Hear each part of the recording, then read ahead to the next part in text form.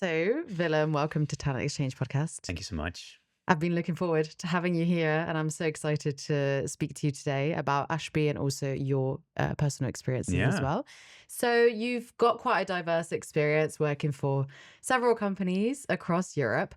So, for those that are watching and looking to elevate their careers or job seekers in general, hmm have you noticed any particular trends, for example, this year, like with the current job market at the moment? Yeah, I'm obviously a little bit kind of like restricted to seeing what our Ashby customers are doing in terms of like the helping job seekers. But what I really like is that some things that were kind of like outdated are coming back. So, for instance, application deadlines are a thing now because there's so much inflow.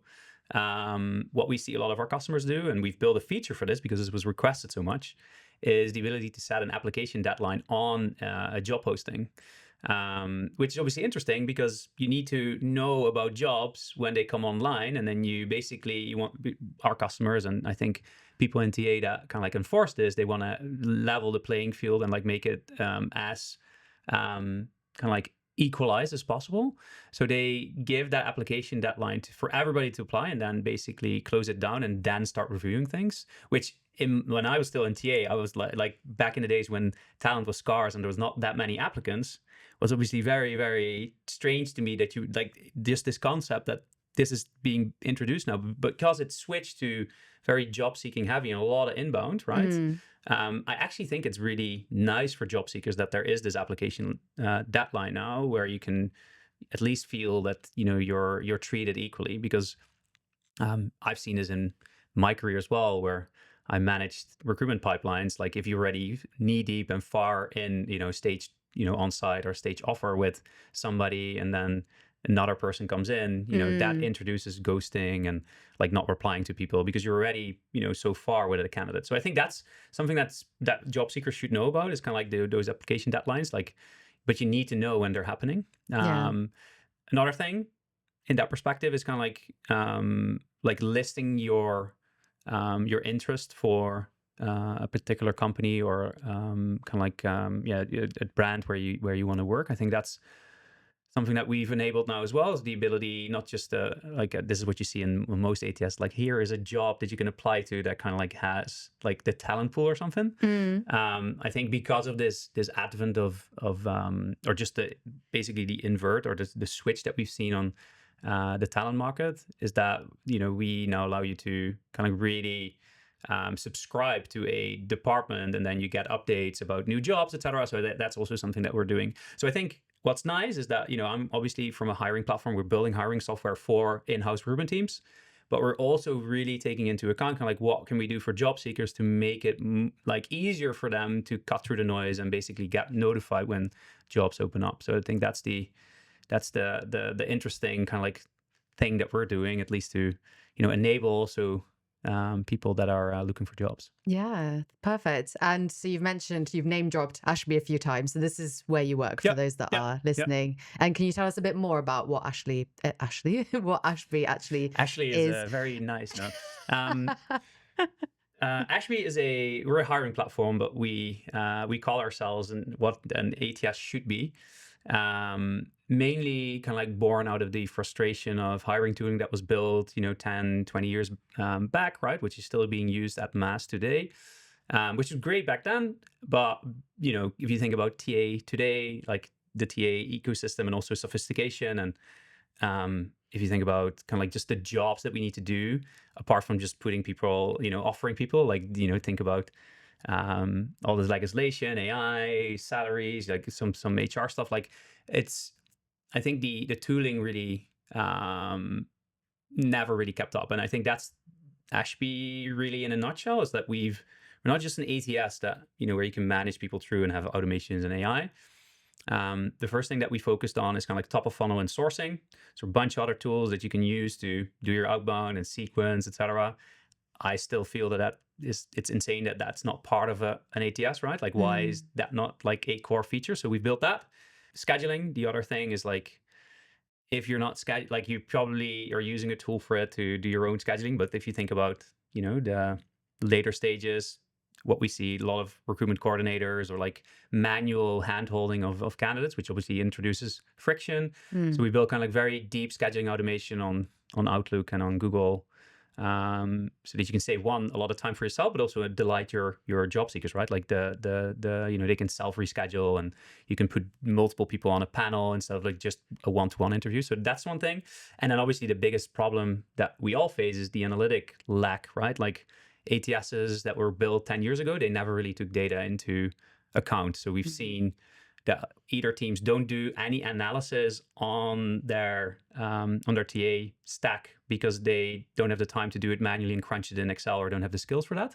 Or in the other side of the spectrum is they have a BI team that could focus on like core business problems and like the things that go on day to day, but they focus on building dashboards and reports for the TA team, which should be table stakes in a hiring platform. It's insane that you would need to use a BI tool to build a posture rate report, or how many interviews did it take to hire this particular person, which unfortunately, with the status quo is still there. So that's kind of like what we're doing, is we're amassing all those needs into one product.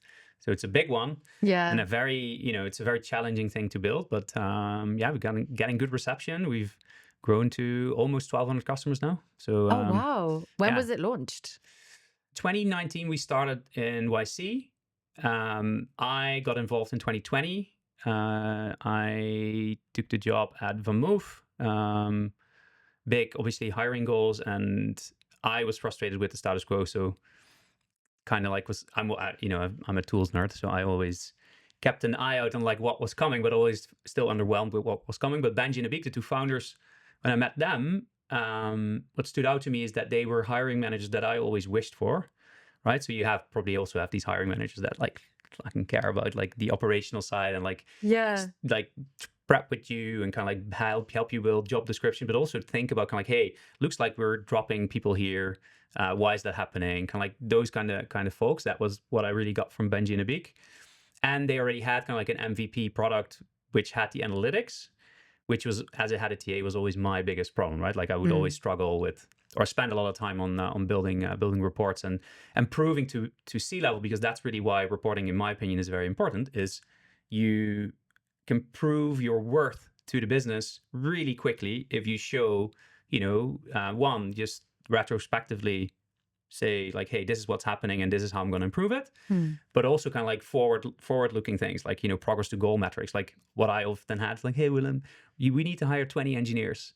And then normally what recruiters do is like, okay, we'll hire 20 engineers. Where I normally say like, okay, let's step back, like looking at our posture rates, like that will take us this amount of interviews. Like I've got a recruitment team of one or two, like how are we gonna, we're never gonna make that in time, right? I think that's stuff that it just is not enabled today. So the involvement for me became that I became customer number 7, right? Like I jumped on, like the product wasn't finished yet, but I saw the potential. And helped shape the early ATS functionality, right? So we had the sourcing, we had the analytics, and this ATS was kind of like in its early days. But yeah, me and the team at VanMoof, we partnered with Ashby early on and kind of like helped build the first things. I love that so much that I joined officially in 2022 as the face of Ashby EMEA. And that's that's 2 years ago now. So, and it's skyrocketing. It's growing so much. I see and hear about Ashby all the time. There's a recruitment Slack channel where everyone talks about it and uses it, and I feel FOMO because we're not onboarded yet. No, we're doing well. I think there's a specific need for, like, I think if you think about sophistication in TA, like that's the trend that we're on.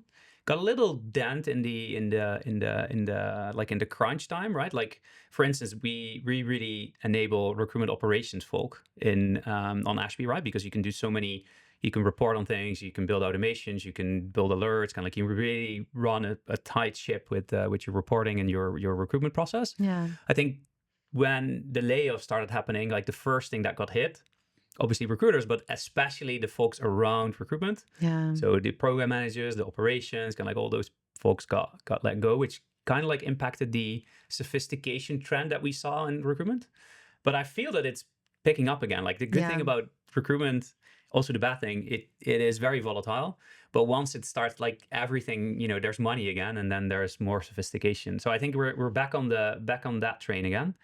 Um, but yeah, I think we're just doing well with where companies are kind of like on those 3, 4, 5 tools to do their TA. Like you can consolidate that into Ashby, Yeah. or you do stuff manually today, and you can make the connection like, oh, manual work equals obviously also spend, right? Because I think that's the thing that I see in the ecosystem. And I was myself like this as well. It's like, you have a list price of the product, and basically you compare those two things, right? You have one ATS, the other ATS.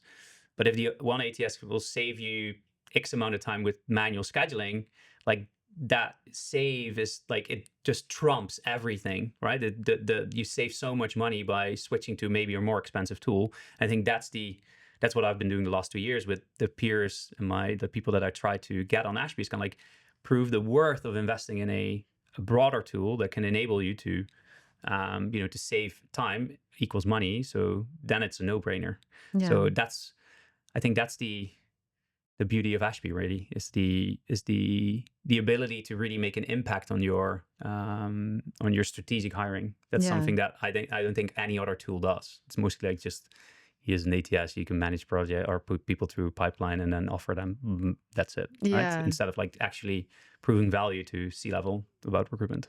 Yeah. I've not worked with one ATS that fulfills all of my requirements. I have my favorites that hit like the 70% mark, but the automation is really a huge pay point. Like I really feel it there. I'm very manual at the moment, but there's also that part where as a recruiter, you kind of want control over your tasks and everything. So letting go and like trusting a system to do that sounds really scary. Yeah, that I can relate to. But yeah, I think especially when you do this at scale, right? Like if you think about, if you have headcount that manages recruitment coordination, right? Like just a single person doing recruitment coordination, just planning interviews. While they could, like if they're on Ashby, they would still plan interviews and run the operation, but they can look at kind of like, hey, who are we scheduling a lot of the interviews? Like where are the pain points? Where are the bottlenecks? And basically we can elevate them to be more strategic. So I think that's where Ashby really shines, is just the value that recruitment can give to an organization. Like then Ashby is a no-brainer. If recruitment is not really top of mind for C-level and recruitment, and unfortunately this is still the case in many organizations. Recruitment, like here's an interview, do it, like no preparation, ghosting people, just all those things, then Ashby becomes a little bit of then it's obviously more difficult for me to kind of like prove the worth. But luckily more companies are thinking about strategic recruitment, and then that's also why we are growing so quickly. So happy days. Yeah, there's a lot of money investing into new tools and technologies, and particularly AI in recruitment and HR. Yeah, but I think like AI is great, but like so many, like you can jump on the AI, can like chat GPT, like automate everything. But I think a lot of teams still need to focus on their core processes, right? Just getting back to people, making sure that you plan interviews at time, like have applications flows working, kind of like automate. Like I think that's where obviously it's a hype right now, and it works. Like there's a lot of AI that gives great results. But also when I think about kind of like people talking about, oh, I'm going to implement this and implement that, like on top of a already broken process, then what are you doing? Right? It sounds scary. Yeah, I think you first need to look back at your core. And I think that's why, from an Ashby perspective, that's why we look at kind of how are you doing your process? Like, is it scalable? Kind of like, and obviously we have some AI features, but our main thing is also just, to build a really good recruitment organization. And yeah, I think that's what I enjoy. And then the AI is the icing on the cake. Yeah. So if my boss or someone else's boss is watching this and thinking like, yes, tick, tick, tick, we have all of these issues, but how does it integrate with the already placed systems, right? Because especially in huge companies, it's really difficult to like dismantle an ATS that's been used for so long and we've implemented and customized. Does it integrate then with already their We have systems? obviously a lot of integrations with a lot of the tooling. Like obviously we replace a few tools, right? That should get you excited. Like, hey, recruiters don't have to work in 5 tools anymore. They can work in one. Or but we still obviously integrate with all the popular HR systems. We integrate with, the newer tooling that's coming out now. That's kind of like doing interview automation, feedback, recording, etc. Like obviously we integrate with those newer things. Um, but I also think that if like the change project should also excite you, right? I think if you're like me, like every company that I join, I would look at like, okay, how is recruitment being done right now?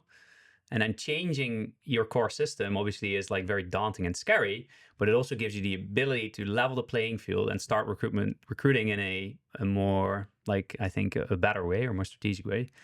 So yeah, I think, change project, obviously we support you, but it is something that you need to take into account where, your processes, that might not be working anymore. You need to rewrite them or do the work to make it better. I think that's the inevitable thing when you change tools. You never change tools for just a tool. Like, oh, this is a tool that I'm now gonna use. You also, you use that to amplify kind of like what you're trying to build. I think that should always be the main criteria. Yeah. I think what I'm thinking about back in my mind as a recruiter in such a big organization is like, okay, it's great to like talk to someone like Ashby, implement it. It sounds amazing. But then it's the aftermath, right? Like of training Yeah. everyone on it, making sure everyone's aware that we're implementing it, get everyone on board Yeah. with it, particularly those Yeah. who may be in the business for a while and used to things Yeah. and everything's hmm moving too quickly. So do you That's guys why you need offer, buy-in also from C-level, or like when yeah, like recruitment should be a strategic thing. Like when it's an island and recruitment is not really like, then it's an uphill battle. Still, I've been in those organizations where I changed the tooling stack and also the methodology of like how we were recruiting. So not like, reactive, but more proactive and like good interview prep and all. And obviously that equals work for the teams involved. And then the first 3 months, like, oh, Willem, why have we done this? Blah, blah, blah. And then at some point, hiring gets easier because you do the prep and the work up front instead of like mm, doing everything in flight. I think that's the problem that I see with most teams right now, is like just opening a job without any preparation, or just having people interview without any information like why they should interview, not having interview prep or training. So I think, yes, there is a change project and probably some like people that are not believing, but that quickly changes, especially if you have a tool like in our case, kind of like Ashby. It just makes recruitment also easier. Like we see hiring managers, they can finally self-serve on our reporting, right? They can quickly see what's working, what's not working. Just builds a very different narrative of like what recruitment could be, because most people are pissed off with the recruitment processes because they mm, get old, outdated tooling. They don't log into it. They hate it. They don't understand it, etc. Well, I think with Ashby, at least what we've seen is more adoption also from hiring teams, because I think that's data is so powerful in that perspective. Like if you have, if you can look at, for instance, who scores strong yeses all the time and what equals to hires, you can quickly see that from your interviewers, right? You yeah, can de-risk that. Like what are the sources that we're getting a lot of candidates from, and do they equal a good quality of hire? Because that's also something that we've built, is kind of like post-hire quality of hire surveys, where you can survey the hiring team if the hire that we made actually, is good after 60, 30 or 30, 60, 90 days, or like half a year, whatever, what you want to do. yeah, And you can correlate that with your interview plans, etc. Like that's it, I'm very excited about that. I'm yeah. sometimes a little bit like sad that I don't get to use Ashby in production anymore, right? I use it as obviously when I interview people for Ashby as Ashby, but like I'm no longer kind of like day in, day out using all this tool. So it's nice though. It's good. It's a good tool. Yeah, it's not only changing hiring managers' lives, companies' lives, and recruiters' lives. I saw the other day you shared a quote from a candidate, right, who said, we'll put the quote on here as well, hmm that they said, "Oh, I saw this company uses Ashby, Yeah, so I applied for the job." exactly. Yeah. How did that feel, like seeing that? Yeah, obviously very humbling. I can also understand it, because the other side of the quote is also there, where a certain tool, when there's a quote about a tool that people don't want to work there anymore, right? That they just you can attract a certain person, right? I think that's the beauty of a tool. So yeah, felt very humbled when people reach out to me about that. We get a lot of Ashby love. we even have an Ashby Love channel in our Oh, Slack, really? where we share kind of like the good bits about Ashby that people share publicly, but also privately to us. Yeah, that's awesome. And it's, recruiters, that's good. Like, we're creatures of kind of like sharing and community, etc. So news travels really quickly. If people like a certain tool, then it spreads like wildfire. And on the other end, you need to then keep up with like, that's also something that we're constantly kind of like thinking about. It's like, how do we keep that community also, like pleased, or like, that they keep on being excited on being on Ashby, because Yeah. that's the only risk that I see with all the tools that I've used that I love. Is kind of like, at some point they're like, okay, we've won, and now we're gonna chill. And that's Mm. the thing that I, from a leadership perspective, really don't want to happen. Right? I want Ashby to stay relevant for as long as I can, and can influence that. Yeah, and the tool I thought about, because that's the one if I see it on a job application, if I'm a job seeker, I'm like, nah, I'm not Mhm. applying. It's obviously Workday, right? Oh Because yeah. it's the Yeah, I didn't want to speak badly yeah. about a There's specific tool, but yeah, there's a quote there that just says, like, the application volume has gone down. They can't hire recruiters anymore, just for the fact of, because this is why people, are like, bigger companies at least do Workday, is they want to prepare for IPO. They want to look ready for, like, they have Mm. the Fortune 500 software in place. But yeah, the detriment of implementing such a thing can also backfire quite a bit. Yeah, there's memes about it all the time. Well, I think the Workday, like the HCM, kind of like the HRIS, if configured correctly, and that's obviously a big if, Mm. then it works, right? Then, but you need a full team managing it, right? Mm. Yeah, If you think about the big orgs, they yeah, have like consultants who configure Workday all the time. yeah. Painful. So releasing a system with the market that's already like this, people hating on Workday, etc. So the fact you're getting such good feedback and responses from recruiters, from job seekers as well, and you being involved so early on and testing the tool, giving Yep. feedback as a recruiter, right? Yep. Like, and your team, it just proves that, like, if you involve the actual users, like, in the process, and actually tailor it Yeah. to the user, instead of like, oh, this is going to make a load of money, like, let's just put a software out there, Mhm. let's see if people register or subscribe to it, and yeah, we become, like you said, sit back and we become rich. Yep. I think it just makes such a difference. Like, organic growth, and like you said, word of mouth Yep. is way better. And even, I think every day I'm hearing about Ashby, or talking to someone who uses it, or someone who's applied with a company Yeah, that no, uses that's it. what I find. Like, obviously, when I now open up my LinkedIn, it's just humbling to see, for instance, like, obviously OpenAI is on Ashby now, and it's just humbling to see that there's a job, like, jobs that Ashby try to come when they share their jobs on LinkedIn. So I think Wow. that is also obviously the amplifying effect of, like, if you grow well, like, everybody shares the job pages, and we get a lot of good responses on the on kind of like that people can apply quickly, and they don't have to fill in, like with work, they can, like, Mm. create an account, etc. So yeah, it's growing quickly, but we now have, like, we have targets on our back now, right? We're quickly becoming kind of like the norm. Yeah. So it's also, it's just a complete shift of when I started, right? Like, we were unknown, we were still in stealth, we didn't have any marketing, we just had a sign up page. Oh, really? Yeah, we had the 4 logos on the web page. Yeah, and, like, I think that's nice. Like, there was Remove, Deal, who's obviously grown from Mm. 30 people to, I'm not sure how big they are now, but like 4,000 people on Ashby. Wow. They were in the same YC cohort with us. Yeah, so we had a lot of good things. Like there's a lot of good kind of like business sense of the 2 founders, and also just the way that we tackle Europe versus the US, which is obviously very different, right? Mm. I do everything EMEA. Like, the US is kind of like, it's all the same, but in EMEA, good luck selling, the same way that you do to the Dutch, as to the Mm. Germans, or to the Italians, or to, so there's a lot of sophistication needed there. And yeah, and just a general lack of and innovation in the last 10 years.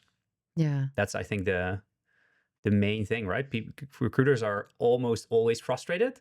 And I think the painful thing that I think about that is that people have conceded and accepted that it's not, like, basically, oh, an ATS, yeah, no, it's painful, right? I don't like my tool. I think that's the thing that we're really trying to fix, is like have people be delighted about their software, like sales teams have with HubSpot, or like the marketing Yes. HubSpot teams have with whatever market, like I think it's Marketa or something that they It use. changes all the time for marketing people. Yeah. Yeah, but still, like I think the like if you think about those verticals, right, like sales and marketing, they get, because they're, I guess, closer to the revenue, they get a lot of also software engineering love. Recruitment, with all due respect to everybody who built stuff in this space, never really got the good software engineering love. Yeah.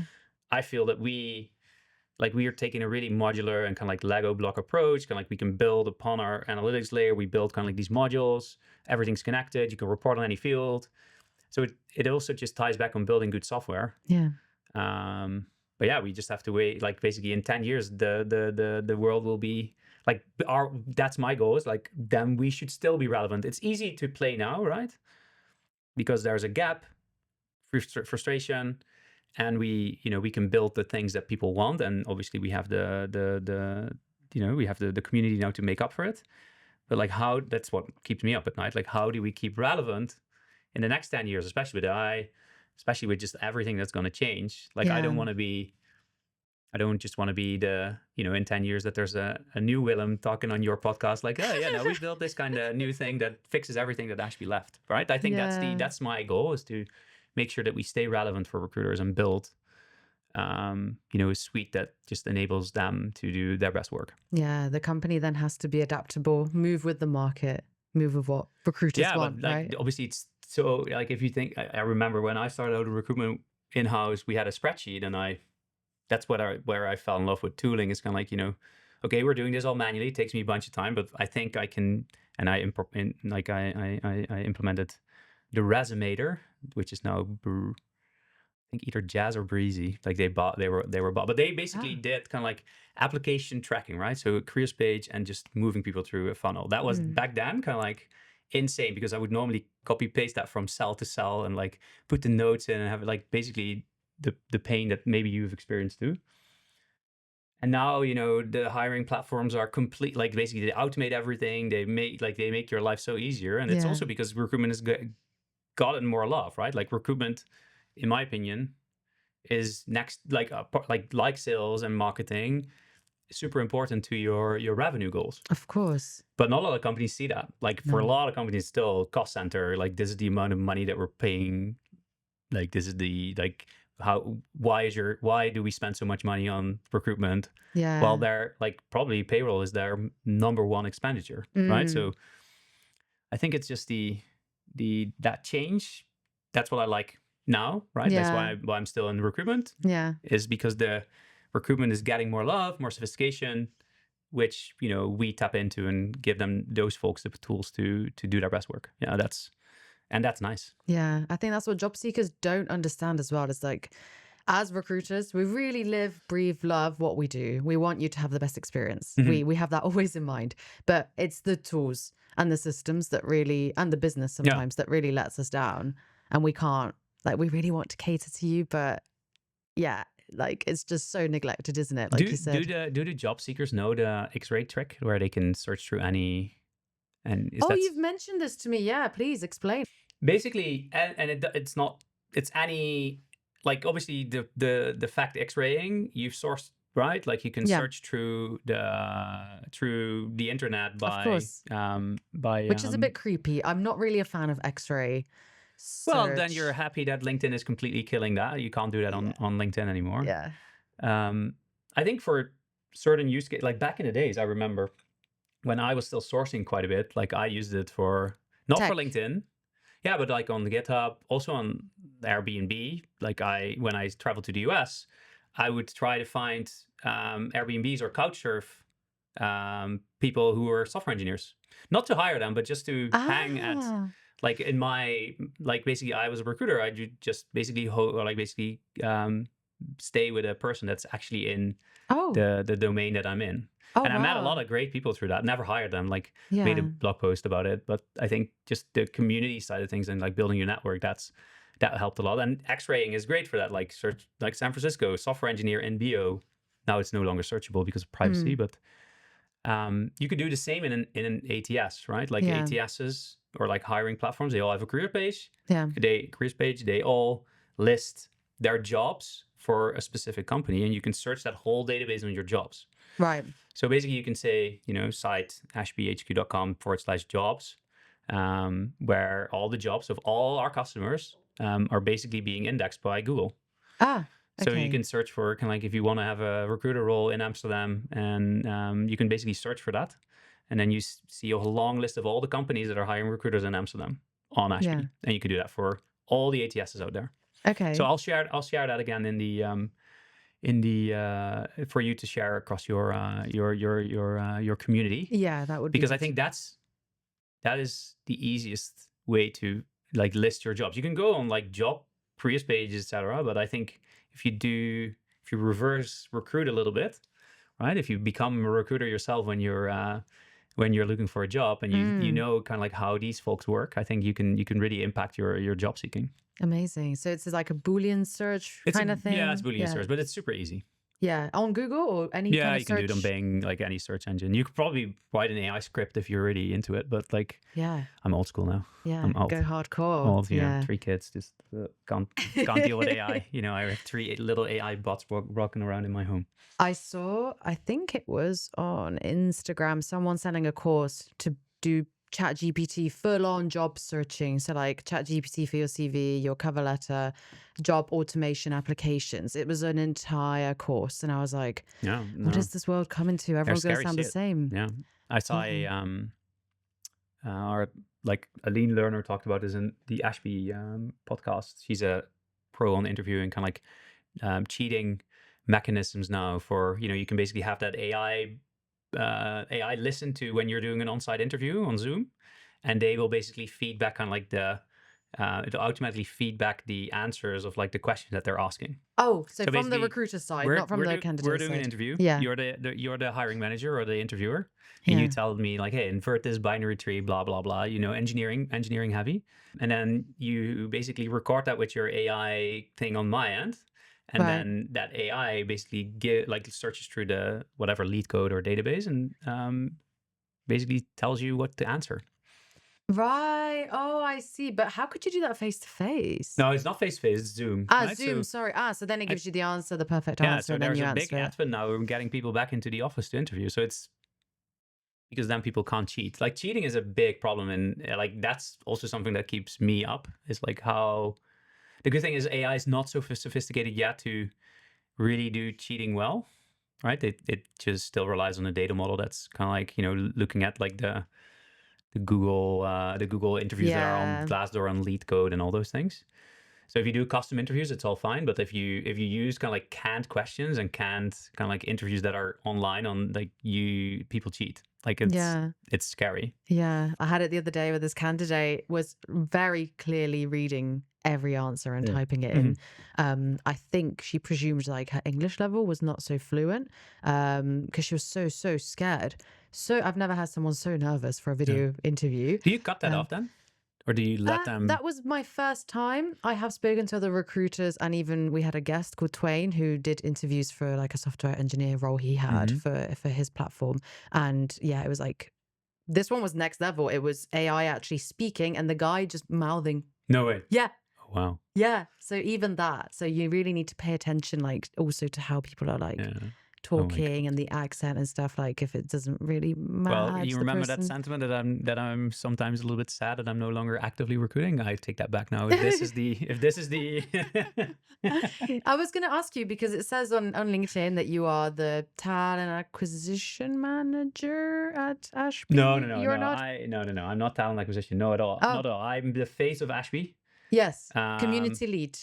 yeah. So Yeah. I don't like job titles. I am always a little bit like, I just do what needs to be done to make a company successful. So that's what I've been doing the last 10 years, and that's mostly been in recruitment and hiring the best people. At Ashby, it's also hiring. So I've referred a bunch of people. I'm still actively interviewing, etc. Yeah. But I'm no longer actively, they don't come to me with a job like, hey, this is what you should hire. But everybody in Ashby is a recruiter because we're hiring software, right? Like everybody's participating and doing the work. My role today at Ashby is basically building the EMEA community out. So kind of like I'm kind of like in marketing now, but I'm not a big fan of kind of like the big trade shows and, putting your brand everywhere. I Mm. have the luxury that I am, I've been in TA, 12, 13 years now. All the people that I grew up with, which were IC recruiters 12 years ago, are now all in like the leadership VP talent position. So that's Yeah. something that's really nice. So I rather throw kind of like really high end dinners, breakfasts, sponsor small meetups that are recruiter driven, Yeah. not kind of like company, kind of like people that want to make money out of recruitment events, but more people that do it with heart. So for instance, Mahmoud, like I would love to, like Mahmoud, if you're listening, I would love to sponsor your Cairo, Oh, because that's I think that is amazing. like, even though I don't get business from it, I do want to support like people that are building with passion instead of like doing it for money. Yeah. And also I do my events also for passion, right? I think it's what I like is because I genuinely believe that Ashby can solve a problem for everybody in TA, even if you're not not on the sophistication level yet with your business. I think bringing people together. So what I do, 3 or 4 customers, maybe 10 kind of like people that I have not heard of Ashby, or like, that are prospects, and then 2 or 3 live deal people like that are actively reviewing Ashby. Okay. And I just put them in a great dinner environment, Okay. pay for the bill, talk about obviously TA, but we don't drop Ashby. Like there's no talk about kind of like Ashby, but it happens automatically, and I don't have to, like, I let the community kind of like do the talking. Yeah. And that's way more impactful than the trade. Like, obviously, all due respect if you go to all the big HR tech conferences and put your brand there, but I think that I'm not a buyer. Like, I've never bought like that. So I rather, we're going to the bigger ones in the US, which is super nice because in the US you need to, like, they go big, right? Like, I'm not sure if you've ever been in Vegas. Like, those shows are insane, and it's great to show your brand there. But here in Europe, I don't think the trade shows are the way to go. I think because we have this, and again, this comes back to the community, like the London community, the Amsterdam community, or the Netherlands, German community, very different in what they need and how they want to do things. Yeah. So that's basically been my thing now, and I demo the product. So Okay. I'm still very much ingrained in the day-to-day in terms of like, if people want to see how the rec ops works or the analytics works, I get basically the sales people ask me to join and show them the product. So that's also something that I still love to do. But Yeah. I'll do whatever needs to be done, right? I don't care. Jack of all trades. Yeah, not even jack of all trades, just Willem of all trades. Willem of all trades, but basically providing value. And I also like Benji, the founder, calls me the biggest snowflake of Ashby, because I touch everything from customer support to sales to marketing and the good thing in Europe, we can do that because we're still relatively small, right? We're only 30 people here. Well, we are 70 in the US. Yeah, I love that. Like it's great, right? Small, scrappy, do what needs to be done. And then also we have very good processes. And so those two worlds combined, yeah, it's really nice. It makes magic. And I think just being so integrated with the business, even in Van Moof, right at the beginning, it must feel so, that's why you're so passionate about it, because you're so involved and it's so rewarding. So of course you want to help them as much as possible. Yeah. And also just because I know that it's the best tool, like I can genuinely say that from a TA perspective, kind of like people that think about TA like me, they can benefit from it. So it's not just, it's also just for the love of TA, I guess. Yeah. Yeah. You need a t-shirt. I love TA. Yeah, I think I have a few. But I think that's I want to overcome that there's so much frustration. Yeah. Yeah. There doesn't have to be that much frustration anymore. Yeah. And I want to touch on as well what you mentioned, because it's really trending at the moment, particularly I see it on TikTok and Instagram. People don't want to be sold to. Like, we fully can see, right? It's transparency. Like, if there's, like you said, logos everywhere and someone's pitching the product all the time and handing out flyers and stuff, or it's just really obvious. And I think people are just kind of tired of that. We Yeah. want to be influenced, you know, we want to have FOMO. We want people to just organically recommend something and talk about it, Yeah. because that's how we build trust, right? It's through referrals. Yeah. That's like the strongest way to build a community like what you're doing. Yeah, but you need to have the product that makes up for that, right? I think that's what most companies just don't have. They sugarcoat kind of like on around the product, and obviously in the demos and on the Instagram reels, it all looks really great. But like people get frustrated and they churn, and then you can do all that stuff. So I think that's the biggest problem. We have a lot of, like, for instance, 2 of my sales reps are ex-recruiters in Europe.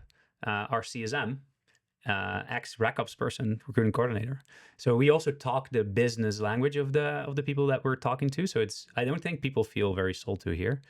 And yeah, I think there's a business problem, right, to solve. So if you talk into kind of like impact, instead of like you need these features, but like, hey, what does it impact for you and your team and like down the line? I think that's also what makes it less sally. But yeah, I'm not on TikTok and Instagram, so I'm not sure what's happening over there. Oh, you guys need to get on it. I love looking at companies like Yeah. there's loads of airlines and like Aldi, like the groceries, who just take the piss on there and really like they're so Well, funny. maybe, yeah, I don't think I'm the right person for that. I already struggle with LinkedIn, social media aspect And you of it. travel for the dinners and Yeah. events, right? All over EMEA, Yeah, right? yeah. So every month I try to combine a community hosted meetup or small conference. So in 2 weeks, we're gonna go to Barcelona. We're hired BCN, run by 4 recruiters with a lot of passion. Just, I want to be there. I've been there when I was in TA, but I sponsored that. And then we do a dinner for the Barcelona community the day before. Like, I don't have an events person. I've never been in events, or like planning is not my biggest, like it's not, comes naturally. Like I told you in our chat that wasn't recorded, I YOLO quite a bit. So, yeah, it's demanding, and I have, like I said, 3 kids at home and a wife, and obviously, travel is difficult sometimes, especially for her. So yeah, that's the obviously the thing that you need to balance and juggle is the impact of the work that you're delivering, and then also the travel. But up until now, like, shout out to my wife, she's doing really great. We've got a good tribe around us that can support us with the work that I'm doing today. Yeah. But yeah, you need to watch out for over encumbering yourself and the ones around you by doing these kind of cool jobs. Yeah, that's the toughness of this. When you're so invested in a company, you're so passionate, you're clearly doing everything for them, but out of love, out of investing yourself in the company. You have so much love to give, right? So, or like there's a threshold, and basically what it means to me is that I spend my time with family and spend my time working, and a little bit of social life. But like my friends group, like, is very small, like became smaller. I often joke to people that I see at all the events that I see them more than my real friends, and it's actually the case, right? Like, that is also a reality check that I should check in on, like, the people that are around me that I love. Yeah. No offense to the people that I meet at events, I love you too, but the like my like the people really that support you in your journey. Yeah. I think also interests kind of change. As a professional, I'm going through exactly the same. The podcast is my life, work is my life. And when I go out, it is for networking. Yeah. Like, I'm trying to build a personal brand because I think that's really important. You're doing great. And I think the friends who get it are the ones that stayed. And of course, my sisters and stuff like that. The really, really close people, they're the ones who remain. Because I've basically, I don't know if you've noticed this, but the busier you get, the more I've just found the more requests I get, like random people popping up from my past. Yeah, because we should grab dinner. And I'm like, I'd have to book you in advance. Sorry, because my calendars are freaking packed. I think we spent 3 months calendar Tetrising this one, right? Yes, we did as well. So we're both busy trying to fit this in. But you get it that's like building work, establishing yourself at work, being passionate about your job as well. And I actually had quite a few people like just DMing me, I think out of spite, just saying like, your work's your personality now, like you're not fun. And I'm just like, fuck you, like, sorry, but fuck you, because like clearly you're not a friend if you're not embracing, like, I embrace your achievements. You should be happy for me, right? To building an empire, not just at work, but also my own Yeah, no, thing, good on right? you. I think, and then I think just But things come being, and go. yeah, they do. And I think just People being come and go too. surrounded by recruiters and people in the industry passionate about this, okay, for some people, maybe it's just too much. But for me, I get really like yesterday's event as well. I get so much energy just like, because I love it. Sorry, maybe I do attach my personality to my to my work achievements, but Yeah. I just like it. Like I don't see it as work. And being surrounded by these people and learning from them and elevating yourself as a professional, I think really important in life. You don't want to stand As long still. as you also still have very deep conversations, which are like, that make you personally grow and kind of like see things from a different perspective. As long as you Yeah. have those things still happening and it's not just work. Mm. Obviously this is the thing that I struggle with most. Is kind of like, if you work a lot, you're rarely kind of like doing, at least, like this is from, I think goes for me, but like I never have like deep conversations with people on the conferences and on Mm. it's more around kind of like work stuff. But I try to equalize or balance that with like the sharing groups that I do and kind of like the personal Willem, which is completely different, like way more introverted and way more like shy, and like I'm very much like my work Willem is very different than the personal Willem, by the way. What? Who do I have today? You have a good mix, Okay. I think. Good. Yeah. Yeah, Good. because I think I can open up quite quickly, but still when I go to the events, I don't really have much kind of like, I don't really feel kind of like stressed or something, or Mm. that's also why I can do it. But like for personal things, like if I go to a birthday or like I'm thinking like so it's really funny Yeah. the change that. And I think this one, like doing a podcast like this, because I can kind of like hide behind work or something.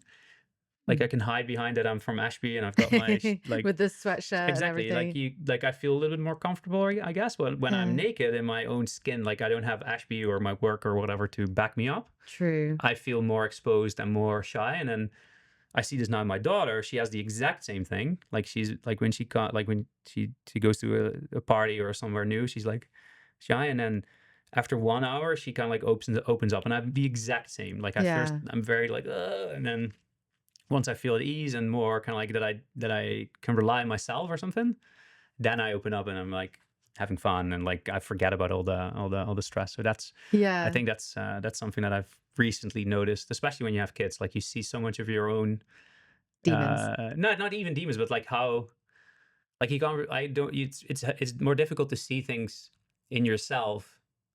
It's easier to see them through other people. Mm.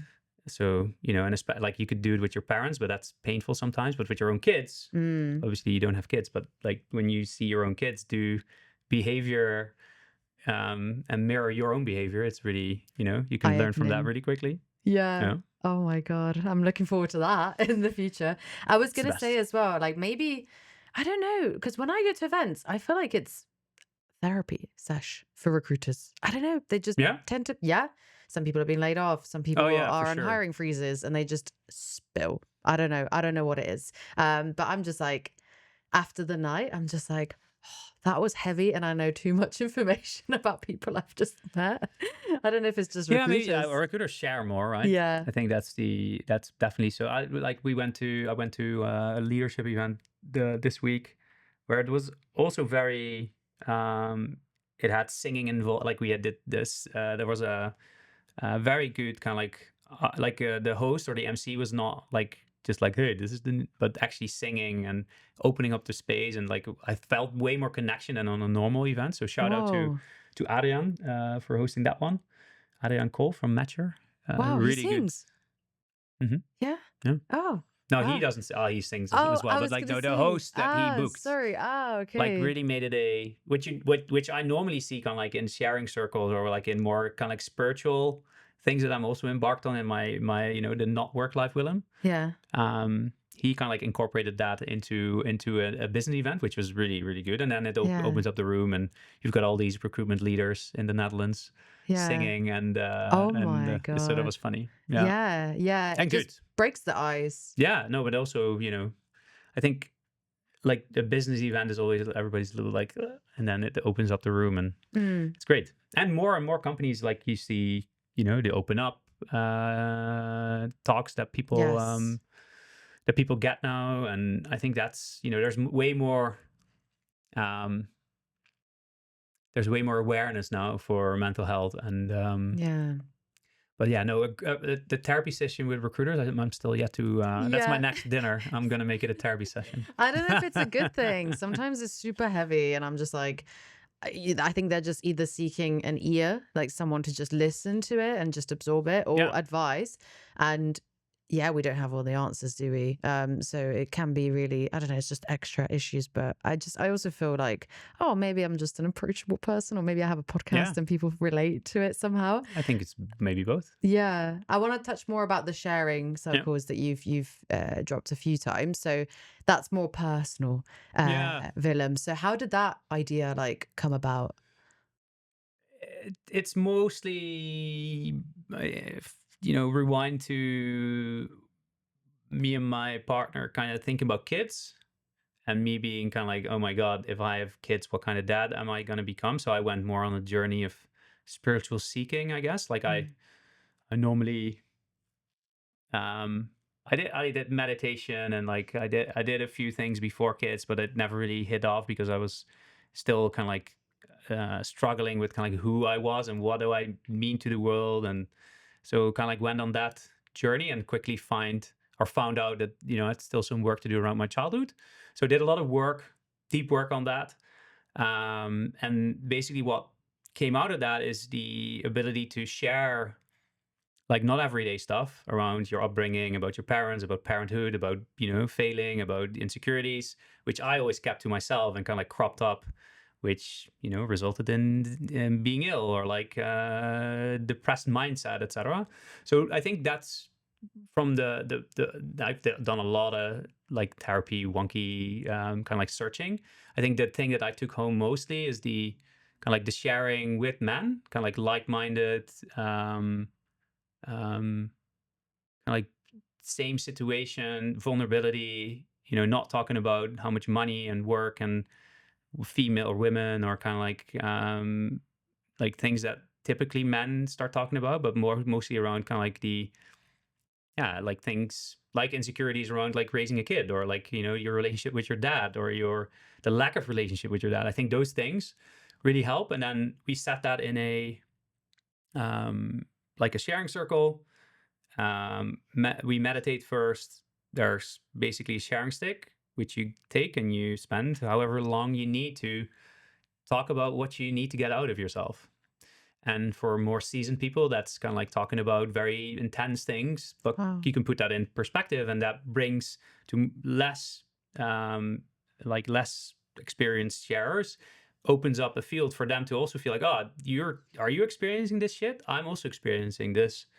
And you feel way more at ease to talk about this in this group, and we don't respond to each other, right? So there's no fixing, there's no like, you should do this, you should go on that, it's basically holding the space for men to be vulnerable. Right. And that helps me a ton. Like if I don't do that for a long time, and especially with 3 kids, it's difficult to prioritize that because you just are in the crazy mode and also work. I feel it, and I basically become, less chilled and less kind of like at ease, and lash out and like judgmental and all that stuff. So for me, and obviously this is personal for everyone, but like for me, that really works. For some people, it's, way other things. But yeah, the sharing circles are, and it's big, right? There's a lot of, especially here in Amsterdam, there are a lot of these groups. Yeah, yeah. And I So it's think good that it is that's happening. amazing. What you're doing is incredible. And I kind of hope and wish, and maybe it does exist, that there's one for women as well. There's many for women. Yeah, Yeah, yeah. yeah.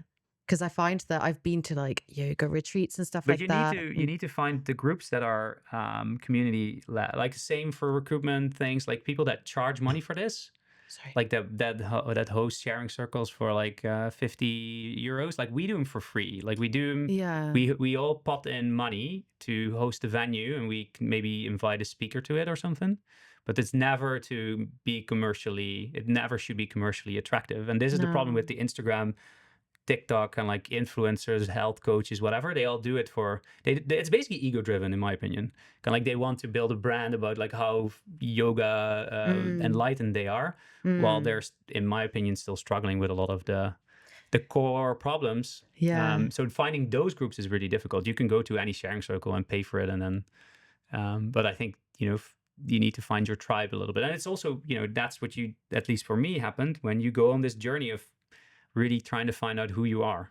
Yeah. And then these things come on your path. Like you're on this personal brand building path. You see that a lot of things come on your path that relate to that. Like when you go on your who am I path, a lot of these things pop up on your like that. That's kind of like whatever you give attention, there's like things you like what is it, appearing and Yeah. coming to life to that. So and there's a phase for everything like that. Like you like before kids, I used to do this way more. Now it's mostly kids and work, right? Because I need to provide for the family and do all. So basically, it also, I'm not tied to that. You need to do this to be successful. Like it comes in phases, but I do hope that everybody goes through a little bit of a phase, like where they try to find out, like why am I behaving in a way that is maybe not really helpful anymore. Yeah. That's what And I experienced, at least. how many times do you do it now with children and work? I try once a month, but if I'm honest, kind of like the last one was like 3 months ago. We just had our third like 8 months ago, so and he's been a difficult sleeper. Mm. So I prioritize any any downtime that I can get for sharing circles, which I shouldn't do really, but it's yeah, it's less frequent now. I used to do them every week when we just had the one. Wow. When we lived in Spain, especially in Ibiza, there's a very big community around this, and like that's kind of like the status quo in my opinion. In Amsterdam as well, like we now live in Den Haag. Den Haag is, if you think about cities, kind of like Amsterdam is way more in this like narrative already than Den Haag, where it's mostly just expats and like governmental people, like different things obviously happening there. But you need to find your tribe, and luckily I've got a lot of good men around me that also mirror me and tell me that I need to show up. Yeah, I think people really need to invest in this, even if it's, how long is a session? An hour, a couple of hours? Yeah, like a couple of hours. Like it depends how many. Like if everybody shares, it can be longer, but there's not really a time set for it. But it's basically in the evening, 8 to 10 or something, 11. Yeah, I think it's crucial. And you to can do go this. on like super nice, like I think that's where I do think money is you can pay for, is like the like just bushcrafting, like going back to nature. I think that's also something that I really enjoy. Ooh. The thing is, I can't go away for 7 days from the family, but like those were things that I did as well, quite a bit. Yeah, there's a lot to do to like just the men's movement. There's a lot of like, if you're into this, like there's a lot of there are a lot of groups that kind of like hold like positive masculinity, or kind of like the like how in my opinion men should behave, like groups around that do seminars and like speakers. There's a lot of stuff to uncover there for if you're not in, but it's scary because there's a stigma on it, like you're like and I also experienced that, like people brushing you off as like a sissy and like, oh, you're so feel like emotional, blah blah. I think that, and that's obviously fine. Like there's a reaction like to being vulnerable, I think, in men that's still being stigmatized sometimes. And that's you being a role model and holding your space, right? And openly talking about it. I think it's everybody struggles with a lot of stuff. Like shit happens with people, and at least if you're like me, you cropped it up and you try to numb it with work or drinking or whatever you do. To like meditation for me was also kind of like something that I would numb myself with, which I think thought was like, oh yeah, this is going to enlighten me, but like it was basically a way to kind of like numb the pain. And basically the pain is still there sometimes, but at least I've gone through it, seen it, talk about it. And then it's no longer something that you're managing in your head. That's what most men do, right? They're managing all their shit in their head. They don't talk about it. And that becomes a demon that is way bigger than than what it actually is in reality. Because if you put it in the light, if you talk about your problems, you quickly realize that everybody has these issues or like problems or like things that they're dealing with. And then if you can connect over that opens up such a liberation, in my opinion. Yeah. And it's May now, so it's Mental Health Awareness Month. It's and June. Oh, it's 1st of June. I'm so We're out of sorry. it. We can't We're talk about out it of anymore. it. We can always talk about it. It shouldn't be just a month dedicated No, it to it. It should be daily. all the time. It should be daily. Yeah. And all the stories that came out, I saw, people just saying about their partners who'd committed suicide, men, the percentage of men who just hold everything in and resort to really extreme stuff to escape. Yeah. It's crazy. And like, just as a personal story, maybe it's a bit heavy, but I'll just call him my stepdad. Is my mum's boyfriend of like 8-9 years. Mm-hmm. He did it. He committed suicide in the end. And we're just presuming what happened. He didn't tell a soul. He was the happiest person when you met him. Yeah. He liked his whiskey, but who doesn't? He was a musician. He was in a band. He was touring all over the world. Like, he had a really cool life, and he was with my mom, who's freaking awesome. And he had us as a family. Yeah. And then just one day, he just wasn't, like, my mom just found him in his music studio, and that's traumatizing for her. Oh my God, yeah. There was no note. He had his own kids, apart from us. He had 3 other children, and it was on Father's Day he did it, which was really fucking crazy, like the craziest day. I'll never forget it. But even then, like, he didn't tell anyone. And like, from the external, like, he was successful, he had a really cool hobby, he had a partner, he had a family, he had a stable job. For the outside world, everything was amazing. Sounds like the best guy. And then he was just suffering the whole time. So even then, just like being aware of these circles, these sharing circles. But and super sorry to hear this. Like, thanks for sharing. I think suffering is obviously part of life, right? Like, we all have things to suffer through, but you don't have to suffer alone, right? You can, but it's like asking for that help or sharing it with friends. That's because you think you're like, the judgment on like that you're like that you're struggling to these things. So reach out to people around you. You know, everybody that is struggling, like, should definitely try to put that in the light. But I also understand that it's super, super difficult and scary. Yeah. To be vulnerable and to come to terms with that fact as well, that maybe something is not wrong with you, but you are going through something. And I think my main issue, just myself, is like, I don't want to burden people with my problems, because they're already going, everyone has, like you said, they're suffering, they're going through stuff. So like, my personal demon is like, I'm just gonna minimize it, right? I don't want to put my problems on someone else. Do you know where that comes from? If you look back and you're kind of like, why? It's like a therapy session. I think just from childhood, like if I fell over and I told my parents like, ouch, it hurts, and then just being dismissed kind of thing. I think that's where it came from originally. And even from work, from friends and stuff, just wasn't very often, but any little trauma adds up, right, in the end. I'm getting better at it. But I really, now I'm influenced, and I'm like, I need to look for a sharing circle, particularly for women. I think that's really important. I've gone to a paid one. I've actually paid to go to like a yoga women's retreat thing. And that wasn't like how you explained, kind of like meditative, and then you kind of say what's on your mind and then everyone accepts it. It was really like, we would be prone to like talk about it, and then the instructor, let's call her instructor, had always an answer. That's for it. what you don't want. But at least for in men's circles, I'm not sure how women's circles work, but like, she ended up, I think, because I kind of followed up with her after that, she ended up having like psychosis, the actual trainer. Okay. Like, she had a meltdown, so it didn't even work for her. No, it's like, there are a lot of like, you need to like, find a tribe that is, that's doing this from a good place. There's a lot of people who are doing it from a not so good place, but obviously, for everybody there's something to take from what's available. I guess that's also like, some people maybe don't fit in the model that I'm working in, which is fine. Do you publicize it? Is there a way I can find, like, if I'm a man looking to join your circle in The Hague? You can reach out to me. Yeah. Yeah. Where? A website, LinkedIn, No, or just on text or on LinkedIn on or on text?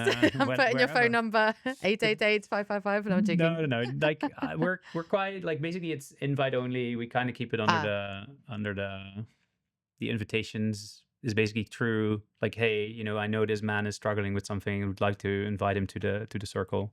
yeah. That's how we do it. Okay. Which is, in my opinion, obviously keeps it a little bit kind of like a cleaner, right? But that's also what we want. So basically, it's an invite thing. But I'm happy, like, if you're struggling with this and you're listening and you think like, hey, I would love to hear more. Like, I'm happy to intro you. Yeah. And you don't need to be in Den Haag, by the way. You can be everywhere. Yeah. Yeah. I'm inspired to create my own little circle because I have You have should. little girls' dates. I go boxing every Sunday and we have like an iced coffee kind Yeah. of chat, which ends up being 1 hour, 2 hours, Yeah. mainly women.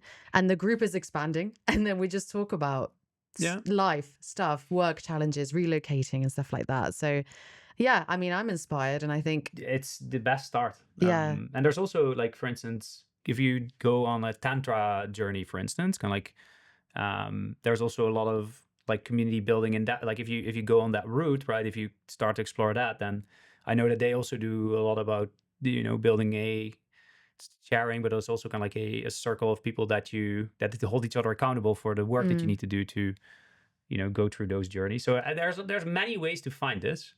Yeah. But you need to prioritize it, right? Like you need to start doing it.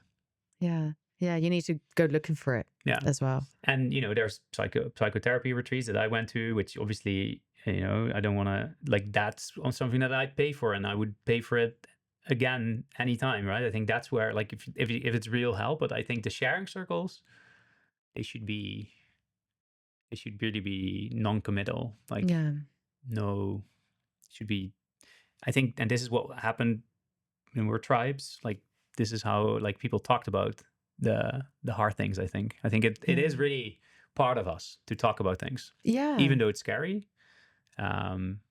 Like, it's so liberating when you talk about your insecurities and your problems and the things that you find scary and daunting. Yeah, you're not shackled by them anymore. They're not. No, I still. Yeah, like, around parenting, I'm still shackled a little bit. Kind of like sharing about kind of like how I'm now dealing with like sleep deprivation and like how the kids, like, we had this discussion kind of like when they they basically mirror you, but like obviously when you're tired, they become more active and like they're kind of like crazy and how you react to that is for me very, because I come from a childhood where it's always a little bit ambiguous and like you didn't really know the boundaries, etc. Like how to deal with kind of like when kids completely are going over all your boundaries, right? That's one thing that I struggle with. And with life, like I'm getting older, like stuff that I used to struggle with 10 years ago, I'm like, why did because I've talked about it and put it to rest. Yeah. And then there's a new onion peel that you peel and then you're back. Like, it's never done. Yeah, it's never ending. You'll always find another it's thing. Really easy to start caring about it and just, pick up your old habits and be judgmental. Like, that's for me. When I feel judgmental behavior in myself, I know that there's work to do, because that's kind of like my trigger to that I've been out of touch with myself for a long time. Yeah. For a long time, yeah. So it's just, I think that's the beauty of it. It's like picking up on like when your life gives you signs that there's work to be done. And I think a lot of people ignore that. That's why we have burnouts, and that's why we have, it's basically that, right? Like you're already getting signals from your body like, hey, this is not going well. Yeah. And then, you go over that and you don't listen to it, and then that becomes the problem. Yeah. Life is so fast, especially in Amsterdam, well, especially in the Netherlands, like the working culture, that you're trying to keep up with work, socializing, being a parent as well, that you just forget about yourself or a community. With social media, communities finding is becoming more difficult does the social media, like for me, I had to turn everything off because it would just wear me down. Really? Yeah. Like even LinkedIn wears me down sometimes. Yeah, there's a lot of misinformation. There's a lot of bullshit. I was going to ask you, how do you feel about people opening up on LinkedIn? I'm very vocal. There's no boundaries for me yet. I talk about my mental health, my ADHD, being a woman in the workplace, like all the struggles. I salute that. As long as you don't do it for the engagement. right? If I think it's very good to share things about your, like, that other people can benefit from. Yeah. Yeah. Although I've made some posts around it, but I'd rather do it in a closed, um, like where there's kind of like a guardrails or something for me. And I would never share like the full Monty Yeah. on a public domain thing. No, it's more kind of like, a safe space where I would share, where I know that it's a physical thing where people can hold also the space, right? I think that's Mm. because emotions are there, right? Like Yeah. it's if you're doing that digitally, it's just difficult and different. The reason I do it is because I lecture a lot at Mhm. universities, speak to young women, and I notice that they're so afraid of like just owning their space and being themselves. And then I always thought like, what would I have wanted back then? Yeah, nice. Like, and I follow such amazing women like Layla Hermosi, Jen Gottlieb, that really own their shit. They swear on the stage, they fuck up on the stage, and they own it. But they're such incredible role models. And I was like, what are they doing Yeah. that I have a platform? How can I just speak up, right, and just own it and share with people, right? And the amount of messages I get, like I post and sometimes I'm like, am I going to lose my job? Because I literally just went in, like I treat LinkedIn as like a journal almost, and I'm like, fuck, maybe that was a bit too much. But the Yeah. feedback I get, people like women resharing my post on the messages saying, I feel exactly the same.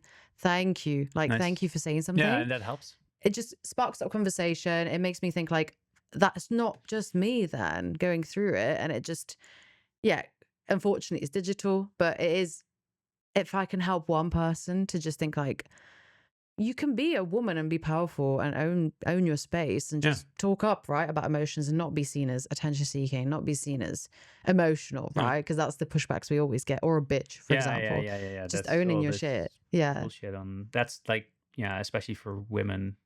If I want to contact you about something else, for example, Ashby. Yeah, I'm on LinkedIn. I Yeah. think LinkedIn is like the only media that I'm still using, and email. I'm still a very, very big email guy. Also, by the way, Ashby is all about email. Like we do a lot of old school email practices. Cool. Yeah, Yeah, you're bringing it back. no DMs. And like it's really like you can't DM each other in like you can obviously, but like we try to keep that on a low No volume. Slack or anything. We have Slack, but it's Ah. very like we're very particular around kind of like disturbance of like flow states. I think that's amazing. That is Because so. Slack channels become like basically one long meeting thread, and you can't find out about things. So that's why I think email is still. We all feel that email is still pretty good for kind of like just threading thoughts, etc. So, but anyway, little side note. Yeah, on LinkedIn is I think the best way to contact me. Yeah. But for community and for like, it's great that there's a social media for recruiters, right? Yes. It's heaven on earth Yeah. for me. Or hell on earth sometimes. Yeah, both. Depends. It's Depends. both. Depends which Purgatory. day. Literally. Willem, this was really amazing. Thank you so much. Emotional, authentic, Yeah. eye-opening. Let's It was do more of incredible. these. In a Oh, year, you want to come back? Yeah, in a year we'll talk. We'll just do a sharing circle. Yeah. Part 2. Yeah. Pending. We'll make it behind a paywall. We'll get a Patreon up. Yeah, People and can then sponsor we're it. gonna be influencer yogi. Oh, God. What is it, like gurus? Anyway, thanks so much.